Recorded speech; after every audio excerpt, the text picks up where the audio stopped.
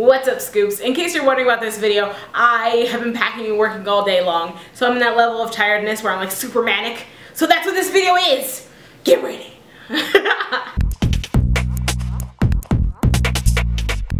Hello, my name is Chengu and it is Tuesday here on My Life After Breakfast. If you want to know where I've been, click the annotation right there and there's a video where I will tell you where I've been. But there's too many things to cover, so we have to get going this video. As usual with my Merlin reviews, if you haven't seen the episode and you don't want anything spoiled for you, peace out, go watch it and come back. However, if you have seen the episode or if you don't care if there's anything spoiled for you, then let's get going. I loved the return of Alator. I've been wondering where he was since last season. Like, I was like, oh, he's got to be doing some awesome stuff with Merlin. And they did kind of hint to the fact they have been doing awesome stuff together by Merlin saying that Alator would never betray him. Which means that Merlin has been doing some things with him, so there's a bond there beyond I am Empress and you are my subject. Which I thought was a lot of the reason for this episode, that Merlin has been building up his kingdom just like Arthur's been building up his, and Morgana is getting desperate. I do not, however, feel like we needed a whole episode just to say that, but I did like the episode. I felt like it was a pass-through episode, like they needed to make certain bullet points before they moved forward.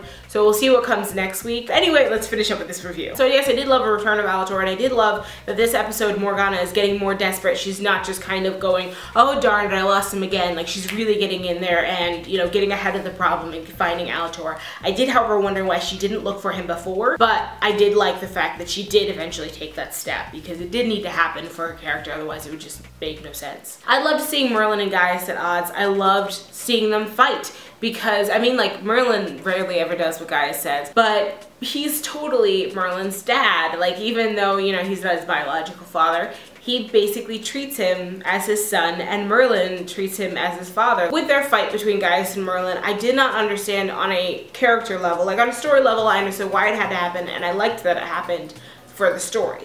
But on a character level, I did not understand why it was that Gaius would go to Arthur and tell him to go find Finna when he knew that Merlin would be there. Why in the world would you set Merlin up in a situation where he's now running from the Knights of Camelot? Running for his life, basically. The idea of family running for their lives, like, I hate that, hurts inside. So why in the world would Gaius do that to his son? That, for me, character-wise, I didn't like. Story-wise, however, I love that they had that juxtaposition that Gaius unwillingly betrayed Merlin last season, and now he, on purpose, betrayed him this season. I like that. I also loved Finna. I loved having a strong woman on the show who didn't eventually turn out to be evil. And I'm so sorry that they're another person who was not gonna, like, you know, come back at the end. Another thing I've noticed these last few episodes, is that Merlin, whereas in the first 6 or 7 episodes, we all kept noting that he was getting angrier and angrier and we couldn't wait till it popped.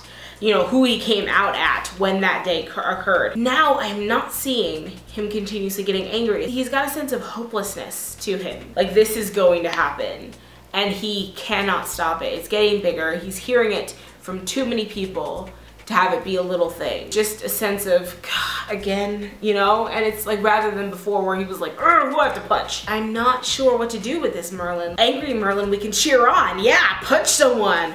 But hopeless Merlin, you just gotta shake him or something. Like, wake up, Merlin. Like, you gotta do something. I feel like he needs like an encouragement speech from somebody, and the only people who can give it to him is Lancelot, who's dead, or Alator, who's dead, Finna, who's dead, and Gaius, who probably won't do it. Ugh. So sad. The only thing that we can really say happened in this episode would be Morgana's declaration of war at the end of the episode. With that craziness, when they brought that in, I was so freaked out. Ugh, it's a horrible way to die. And to declare war like that, like, Morgana, come on. I understand your reasons for why you don't like Camelot, but I do not understand these methods. So long as she's being that ruthless, like, where's that gonna lead? Like, that can lead nowhere but to a magic reveal. Am I right? Am I right? So as long as she's being that ruthless, I'm kind of scared about the future, because if she's starting at that level, that's her declaration of war. Where is she gonna actually go in times of war? That sounds crazy. So I'm really worried / excited for the next few episodes. What's going on with Kilgara's wing? Because I know in the legends there's something about a dragon fight. Have Kilgara and Aethusa been battling it out and Kilgara's losing? Like, what's going on? The only real messages we got from this episode were that Camelot will fall, and Arthur will die, and don't trust the druid boy. All things that we knew before this episode.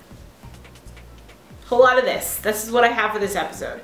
Like I said, I feel like they just need to make some bullet points. Otherwise, it was big waiting for Godot Circle. So, I don't know, what did you think of this episode? Did you think it was as much of a pass-through as I did? Like, just needed to make a few bullet points? I don't know if they needed an entire episode to make these bullet points, but I did like the episode for what it was. So what did you think? Tell me in the comments below. Other than that, I love you guys. Thank you so much for watching. Please remember to like, favorite, and subscribe. Please make sure you check out my previous video from, I think it was last week, as well as my Hipster Chicken video, which I just made and explains where I've been for the last week. So if you want to know what went on with me not being here and doing the comments video and all of that, it's right in there. I absolutely love you guys. My scoops are beautiful, and I will see you tomorrow with episode 11, seeing it's already come out. And then the next day will be comments, your comments from a couple weeks ago, and then Friday will be comments from this week. So make sure you're leaving comments. Friday will be possibly our last video ever because, you know, the world's ending. So I'll hopefully get the video up before the actual end of the world. Tell me if you have any end of the world party plans in the comments below. We'll chat. I absolutely love you guys. My scoops are beautiful, and I'll see you tomorrow. Bye.